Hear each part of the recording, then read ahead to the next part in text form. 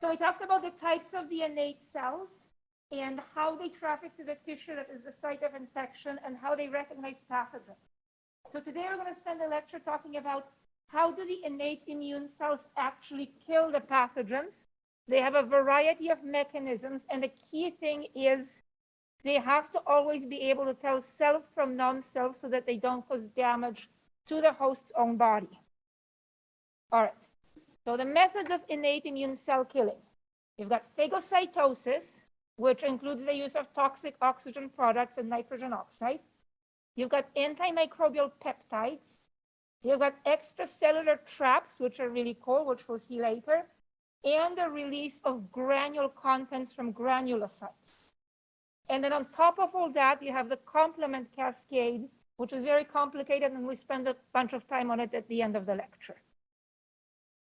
All right, so phagocytosis. Most innate immune cells are phagocytes, including neutrophils, eosinophils, basophils, monocytes, macrophages, and dendritic cells. So pretty much the majority of innate immune cells. Phagocytosis is the uptake of extracellular material, including whole bacteria, and their destruction in specialized vesicles called lysosomes. So as shown in this cartoon here, so what happens is a bacterium or another pathogen is engulfed and taken up into the cell in a vesicle called a phagosome. The phagosome fuses with a lysosome, which contains digestive enzymes, and you get a big vesicle called a phagolysosome, where the pathogen is broken down and destroyed. Okay. And the important point here is that activated phagocytes make toxic oxygen species. Their activation in an inflammatory environment causes the formation of a functional NADPH oxidase, which in turn makes superoxide anions, O2-, and then another enzyme called superoxide dismutase, SOD, converts superoxide into H2O2, or hydrogen peroxide. So these oxygen-free radicals are highly unstable and short-lived, and they can cause surrounding tissue damage, but they are very important for fighting pathogens. So here you see, in this cartoon, you see a phagosome, and the phagosome fuses into this big vesicle that contains reactive oxygen species that help to destroy the pathogen inside. Okay. And the importance of these toxic oxygen species is shown by patients who have something called chronic granulomatous disease.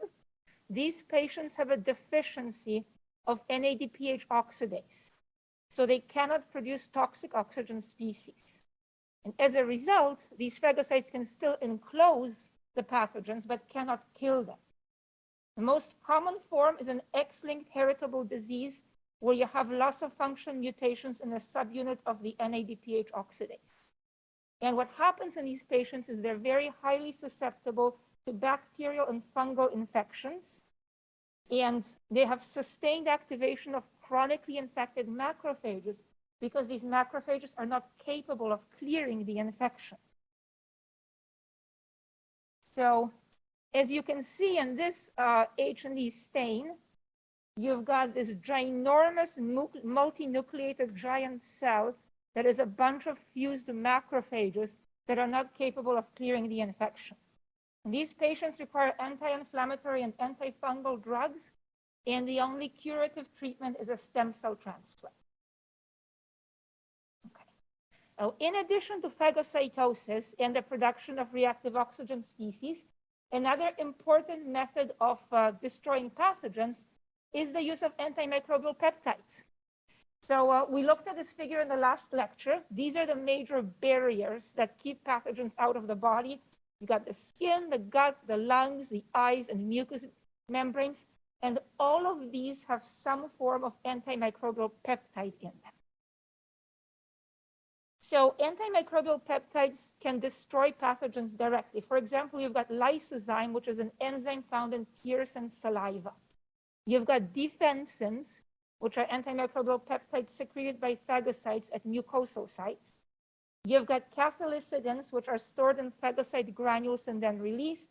And you've got histatins, which are made in the oral cavity and function against fungi. So in this cartoon, we see a membrane of a pathogen, such as a bacterium, and the defensin peptides are positively charged, so they're attracted to the membrane, and they basically make pores in the cell's membrane, and so they destroy the cell this way. And different antimicrobial, yes?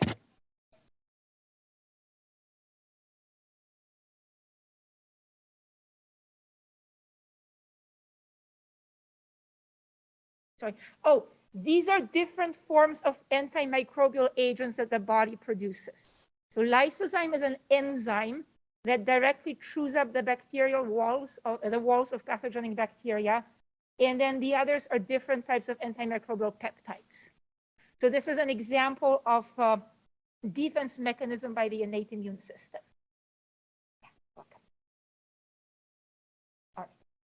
So different tissues make different antimicrobial proteins and peptides. Here is an example. This is what's called an intestinal crypt, found in the small intestine. And cells lining the crypt secrete antimicrobial proteins and peptides that then act against pathogenic microbes. Okay, and in this cartoon, we see lysozyme. Lysozyme digests the walls of gram-positive bacteria. So bacteria can be divided into two classes. There's gram-positive and gram-negative. Gram-positive ones have a layer of peptidoglycan exposed on the outside. In gram-negative bacteria, the peptidoglycan is sandwiched between two membranes. So in the gram-positive bacteria, which have the peptidoglycan on the outside, the lysozyme comes along, as in this cartoon, and it chews up the peptidoglycan, thereby breaking down the cell wall. Okay. And other than the antimicrobial proteins and peptides, another method of killing pathogens, which I think is pretty rad, is neutrophils, which kill by casting nets. Net is short for neutrophil extracellular trap. So what the neutrophil does is, upon activation, a proportion of neutrophils break down their nuclear envelope, and then they spit out their chromatin. And the chromatin makes a literal net that is decorated with antimicrobial proteins. And this, quite obviously, causes the cell to die. So the neutrophil kills itself in the process of making this net, and the net then kills and destroys pathogens. And here you see a series of micrographs, and the last one shows the neutrophil spilling its guts out.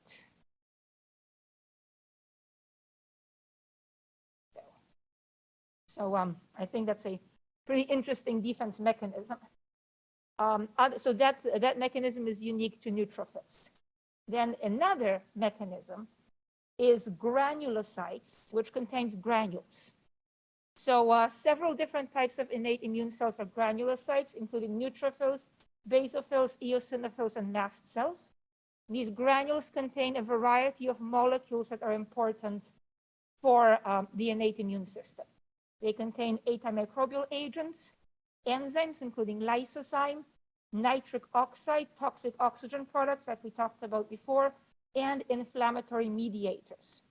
So these granules are normally stored in a resting cell, and then when the cell is activated in a pro-inflammatory environment, that cell spills out the contents of the granules. And this is a very important slide. This is lipid mediators of inflammation. So upon activation, immune cells can rapidly convert their membrane phospholipids into these pro-inflammatory lipid products. So you start out with membrane phospholipids, and then an enzyme called phospholipase A2 converts these membrane phospholipids into arachidonic acid. The arachidonic acid can be further processed by cyclooxygenases, COX-1 and COX-2, which are enzymes that end up in the production of prostacyclin, prostaglandins, and thromboxane. So this is important because a lot of the very commonly used medicines act on this pathway.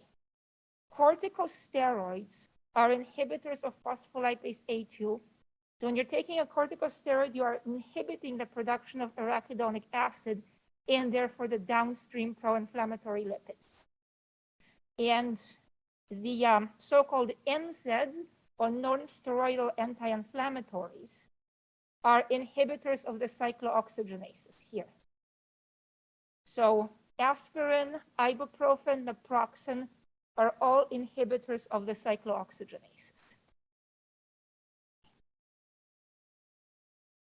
All right, and here we come to the main attraction, which is the complement system. So the complement system is quite complicated. You don't have to memorize every single component of it, but I want to go over it with you, what it is and what it does, how it's activated, and what its function is. So the name complement came from the discovery that complement works alongside with or complements the action of antibodies in clearing pathogens. Later on, it was discovered that complement can also function independently of antibodies. The function of the complement pathway is to help clear pathogens, promote inflammation, and also directly attack the cell membranes of pathogenic bacteria. It consists of a whole slew of proteins, over 30 unique proteins. These are synthesized in the liver and they're secreted into the bloodstream. And they are found constantly in the blood as inactive precursors. So the important point is we want to activate complement specifically in the presence of pathogens, but not in healthy tissues because that would result in severe toxicity. So there are very tight regulatory mechanisms on how the complement pathway works. And there are 3 different activation mechanisms of the complement pathway that all sort of feed into the same point. And those 3 pathways are, first, the classical, and that's activated by antibodies binding to a pathogen. So an antibody binds to the pathogen, complement protein interacts with the antibody bound to the pathogen, and you get complement activation. Alternative, which is activated by C3, which is a complement protein, being constantly activated in the background at a sort of background rate by hydrolysis. And then finally, you get lectins. Interaction with a mannose binding lectin causes the activation of complement. So the complement cascade is similar to the clotting cascade. The clotting cascade also is something that is a protein cascade that has to be extremely tightly regulated, because obviously you cut yourself, you're bleeding, you want the clotting cascade to kick in quickly to stop the bleed. But if you were activating the clotting cascade all over the place, then you would have blood clots and strokes, and it would be extremely bad. So 2 types of complex protein-based pathways that have to be very tightly regulated to prevent bad effects. All right. So here's a snapshot again of the complement system. At the top, we see the 3 ways in which complement can be activated. First, we have the lectin pathway. Mannose binding lectins recognize pathogens. So all living cells have glycoproteins on their surface, and mannose is a type of sugar that is found in glycoproteins. But pathogens frequently have mannose residues exposed on their surface, and human cells, our host cells, commonly do not. So the recognition of mannose is one way to distinguish self from non-self, the host from the pathogen. So upon recognizing mannose, the mannose binding lectins lead to activation of complement. Secondly, you've got the classical pathway. This is where the complement proteins recognize an antibody bound to the pathogen surface. An antibody is obviously an interface with the adaptive immune system, so much more on the adaptive immune system later. And lastly, the so-called alternative pathway is C3 is a protein that is a key component of complement, and C3 constantly undergoes a low level of spontaneous breakdown through reaction just with water in the plasma. And when it does, it becomes activated, and if it then comes across a pathogen, then it can initiate the cascade. Okay. So is all of this clear so far? We've got 3 activation mechanisms, and we've got 3 major outputs of the pathway. Yes? So good question. So in the alternative pathway, the answer is it doesn't. It just, the way it is, it constantly at a low level becomes activated by reacting with the water and the plasma. But the point is, in order to stay active, it then has to become stabilized by binding to a pathogen surface. And if it doesn't, then it can't kick off the cascade. Sorry? The question was, how does the C3 know when to become activated? So in the alternative pathway, it doesn't know to become activated. It just spontaneously converts to the active form constantly at a low level through reacting with water and the plasma. But then it has to become stabilized on a pathogen surface. And if it doesn't become stabilized on a pathogen surface, then it can't kick off a sort of positive feedback loop of accumulating more activated C3. Yeah. All right.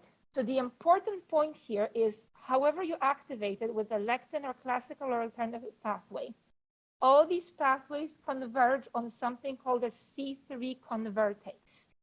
C3 convertase is what cleaves C3, the key protein in the pathway.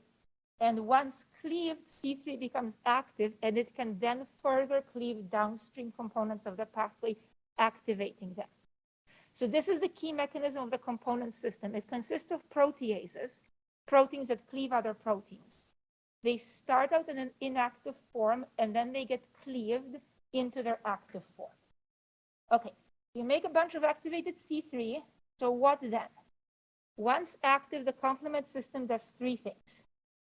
So first of all, it functions to help the phagocytes eat the pathogens through a process called opsonization.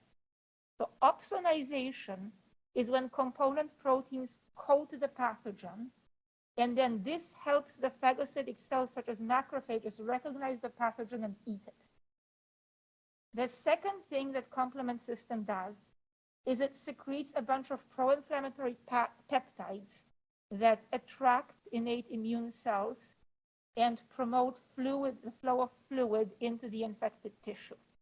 So basically, it's a way of calling in reinforcements. And then the last mechanism, which is pretty cool, is that complement proteins can work together to make complexes that physically punch holes in bacterial membranes. This is called a membrane attack complex, or MAC. And I'll show you in a couple of slides. You can see with an electron microscope, it literally makes little pores in the plasma membrane of bacteria. Okay, so three things. Help the phagocytes eat the pathogens, secrete signals that promote inflammation and call in more inflammatory, more innate immune cells, and punch holes in the bacterial membranes. All right, so yet again, a bit of repetition from the previous slide. You've got your alternative pathway, which starts with spontaneous activation of the C3, followed by the binding of the C3 to a pathogen surface. You've got the lectin pathway, which is based upon recognition of mannose residues on the pathogen. And you've got the classical pathway, so-called because it was the first one to be discovered, whereby the complement proteins interact with antibodies bound to a pathogen. All three pathways lead to the generation of the C3 convertase enzyme complex, which then breaks down the C3 protein into C3A and C3B. So, a note on the nomenclature. All complement proteins are called C followed by a number. C followed by a number, when cleaved, is broken into two unequal fragments. The bigger one is called C number B, and the smaller one is called C number A. So C3, when broken down, becomes C3A and C3B. C3B has protease activity itself, so once activated, C3B can activate further downstream components of the cascade, and C3A, the smaller fragment, is the signaling part. That's the one that diffuses away and attracts more immune cells to the area. Okay, so everybody got that? The nomenclature is C number. When cleaves becomes C number A and C number B, B is the big fragment, A is the small fragment. All right. Okay. So again, once the complement becomes active, C3 becomes broken down into C3A and C3B, and C3B gets stuck to the surface of the pathogen. This activation leads to recruitment of more inflammatory cells, opsonization, which again is the coating of the pathogen with the complement proteins, which promotes the phagocytes to come along and eat the pathogen, and lastly, the making of physical pores in the pathogen cell membranes. Okay, so C3A and C5A are the smaller signaling fragments. They diffuse away and act on the surrounding blood vessels. They make the blood vessels more leaky, such that fluid leaks out of the blood and such that innate immune cells can more easily exit the blood and go to the tissue where they are needed. So this is an important activation mechanism for local inflammation. However, as you can easily imagine, if you had C3A or C5A throughout your whole body and all your blood vessels started being leaky, that would be extremely bad, and that is what causes anaphylactic shock. So too much? Yes, go ahead. Sorry? So C5 is a downstream component of the complement cascade. So once you activate C3, then further downstream it causes the cleavage of C5. And same as with C3 being cleaved, when C5 is cleaved, it becomes C5A and C5B. And C5A is the smaller peptide that diffuses away and causes this signaling. Yeah. All right. So as I mentioned, complements helps phagocytosis. Macrophages like to eat bacteria coated in C3b because macrophages have receptors on their surface for C3b. It's called CR1 or complement receptor 1. So when macrophages bind to C3b via their CR1 receptors, this is an eat me signal. So the macrophages then engulf the pathogen and break it down in the phagolysosome as we discussed earlier. Okay. And this is what I think is a really cool mechanism. This is where C3b deposition leads to MAC formation. MAC is the membrane attack complex. So as you can see in this cartoon, C3b downstream of it causes the formation of C5b, and then C5b forms a complex with a bunch of downstream complement proteins, including C9. And multiple subunits of C9 get together and form this round pore. And when you punch multiple pores like that inside the cell's membrane, the ions from the inside of the cell leak out and the cell dies. And here on the right, we have an electron micrograph of multiple pores in a cell surface. Yes? Right, so this, yeah, so in the electron micrograph, this round thingy is the MAC, the membrane attack complex. Was that your question? Or in the, yeah, in the cartoon, this last thing here, yeah, that's the MAC, that's the membrane attack complex. Oh, it actually isn't shown.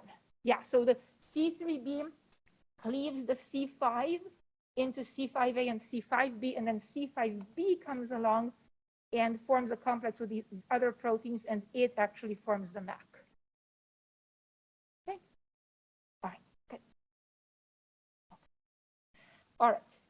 So as you have gathered, is that deposition of C3b has to be extremely tightly regulated. You want C3b on pathogens. You do not want it on the host's own cells. You do not want the host's own cells targeted for eating by macrophages or having MAC pores punched in them. So how do we control the activity of the complement cascade? There is a whole bunch of different proteins that inhibit the activity of complement proteins on the surface of the host's own cells. There are things like DAF, or decay activating factor, and membrane cofactor protein, whose function it is to remove C3b from the surface of the host's own cells.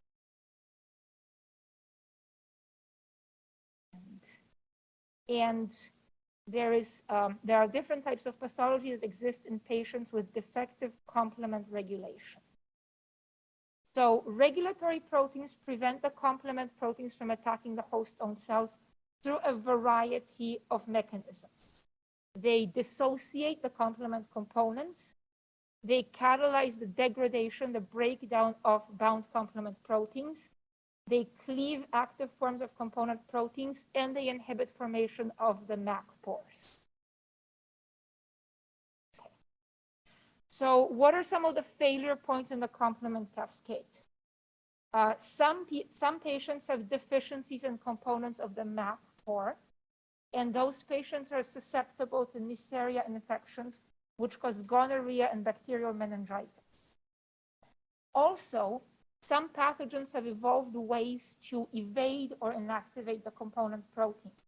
So for example, Neisseria inactivates C3b that's deposited on its surface, and Staph aureus secretes proteins that inhibit complement. And then there's this disease called hereditary angioedema, or HAE, which is the opposite. Instead of inactivating complement, this is chronic spontaneous complement activation due to loss of function mutations in genes that normally suppress inappropriate complement activation. So here's a figure of some HAE patients, and you can see a great deal of swelling in the face. So this swelling is because, as I mentioned earlier, when complement is activated, you get a rush of fluid into the tissue. And here you get the complement inappropriately activated in the absence of infection. So you get this recurrent severe swelling of the arms, legs, face, and most dangerously the larynx, which can lead to suffocation. There are three types called type 1, 2, and 3. Types 1 and 2 occur equally in male and female patients, and type 3 prevalence is more common in female patients. And the treatment includes blood transfusion, recombinant C1 inhibitor, and the bradykinin receptor inhibitors. Okay. All right. So to sum everything up, the major goals of the innate immune system are gain access to the site where the pathogen is, recognize the pathogen, which is done by major receptor classes like the toll-like receptor and nod-like receptor, and then kill the invading pathogens. And as we discussed today, there's a whole lot of different ways for the innate immune system to kill the pathogens, including phagocytosis, antimicrobial proteins, granules released from granulocytes, nets made by neutrophils, and the complement proteins. And then further, the innate immune system generates inflammation and alerts the adaptive immune system.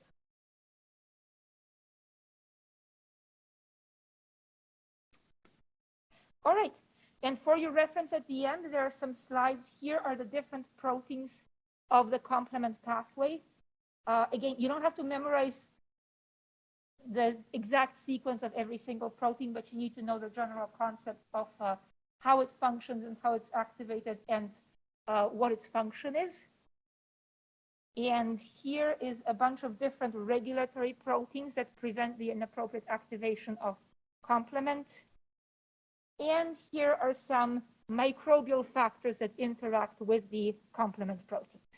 So phagocytosis, the cell physically goes and engulfs the pathogen, takes it inside, and then closes it in a vesicle.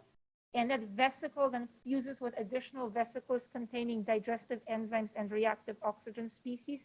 And that pathogen is basically digested and destroyed inside the cell itself. And granulocytes, exactly, granulocytes are released out of the cell and then do their thing outside of the innate immune cell.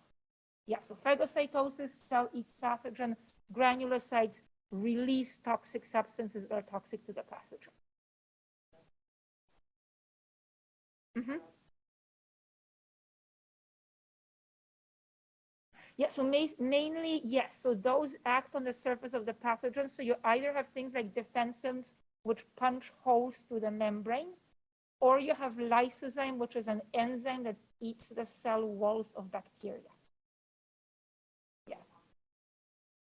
Yeah, so they are released into the extracellular environment, and then when they find the pathogen, they either punch holes through the membrane or eat the cell wall. Yeah. Yes, questions? Go ahead.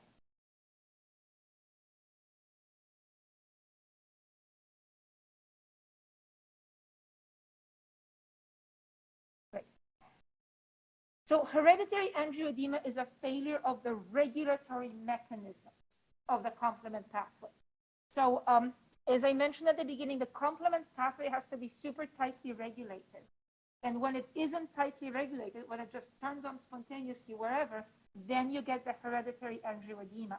Because what happens in the complement pathway is in an area of infection, you want extra flow of fluid into that area to promote innate immune cells going to that area. You know how when you have an infection, the area swells a little? So that's normal, and that's how innate immune system should work.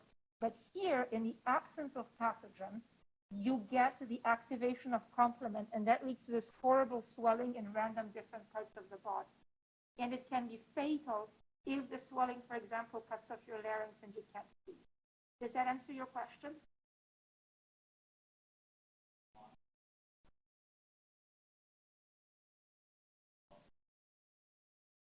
Exactly. The body is falsely saying there's a pathogen here, go cause a bunch of swelling and inflammation, even though there is no pathogen. And the reason for that is that you have a loss of the gene that normally turns off the complement. I mean, that's a good question. Normally, I think of autoimmune as more like the adaptive, but yeah, I guess you could call it an autoimmune disorder. Yes, question in the back, and I'll get clear the front. Yes. Uh-huh.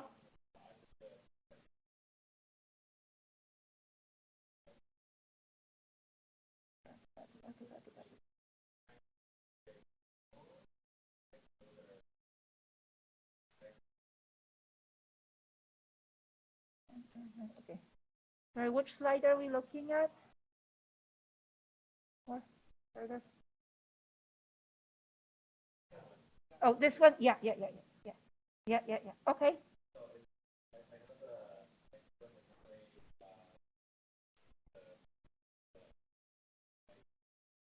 Right. Okay. Yeah.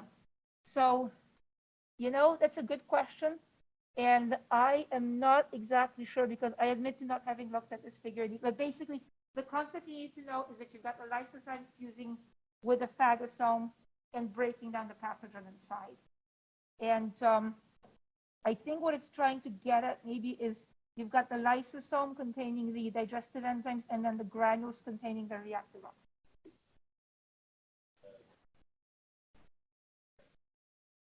Right. Yeah. Yeah. So yeah. So you have a bunch of granules fusing over. Yes, a question at the front? Uh-huh.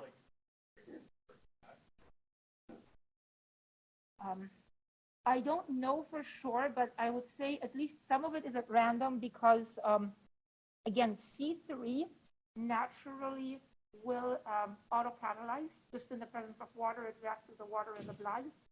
And what you need is to make sure it's properly inactivated in the presence of the pathogen. So it's a good question. I don't know, but I would suspect at least some of it is just random. There's random activation that isn't inappropriately inactivated. Yes?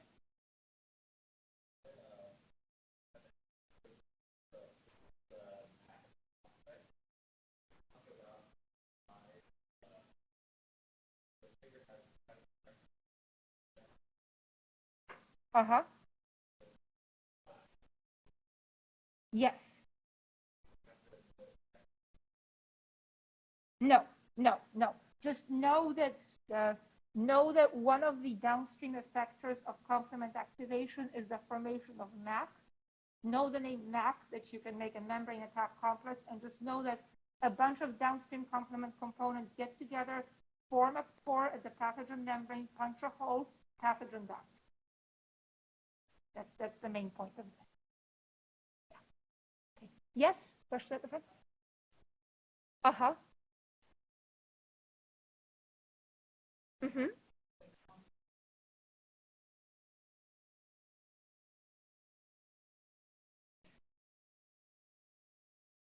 Right. Yeah, so you're right. I mean, it's partly it's how they're made. So granulocytes are innate immune cells that are specifically triggered to release the granule contents in the process of inflammation. The peptides such as lysozyme and the peptides such as defensins do not need to be specifically activated to be made. They're kind of constitutively made. Like lysozyme is constantly being made in your tears and saliva. Defensins are constantly being made by the skin and the lining of the gut. So it's sort of like the baseline layer of defenses of the body that's just always there and just chews up whatever random pathogen comes across. Whereas the release of granules, it's more like, uh-oh, there's a specific trigger. There's the presence of a pathogen-associated molecule. You know, all systems on alert, release the granules. It's like a big concentrated dollop of antimicrobial molecules that is triggered by a specific presence of a specific pathogen. Does that answer your question? Okay. Yeah. All right. Yes.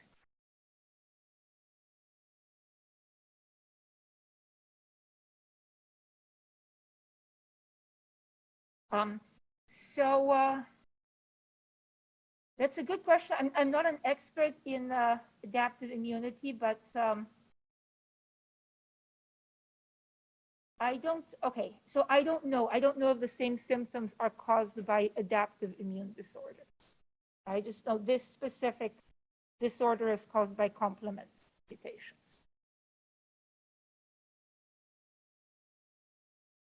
And complement signaling cascade does have this specific property of one of its functions is to cause extra fluid flow to the affected tissue. So that's why it manifests this way. All right, lots of great questions. Anybody else have questions? Yes.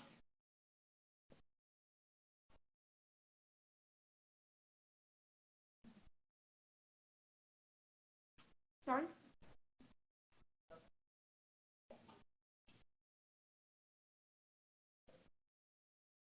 The hereditary angioedema.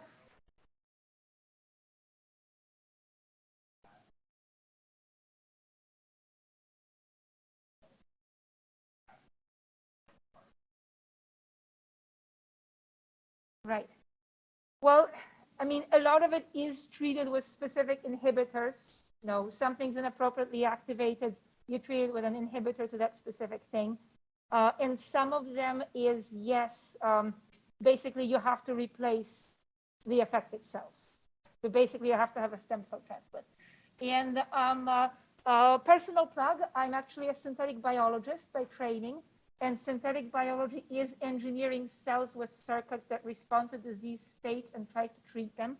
So I'm hoping that at some point in the future, we'll have synthetic biology treatments for a lot of these things, where you can engineer the patient's cells to correct the defect and then put the cells back into the patient.